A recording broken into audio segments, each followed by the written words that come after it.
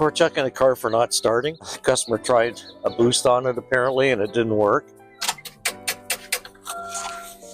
We have a standard procedure for testing no starts. We start with battery voltage, so we know what the battery voltage is when we start. That's definitely not enough to start the car. We need to have at least 12.5 volts. We've only got 10. So I'll go grab the booster. So once we've got the booster pack on, now we can see what we've got.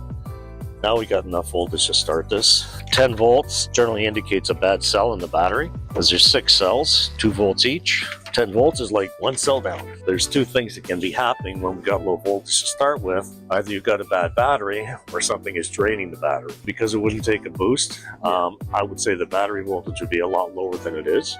So we've got a bad battery, obviously. So I'd be inclined to put the battery in and then continue with the additional testing at that time. We like to be thorough. We like to test everything so that we know it's not going to have a problem after the customer picks it back up.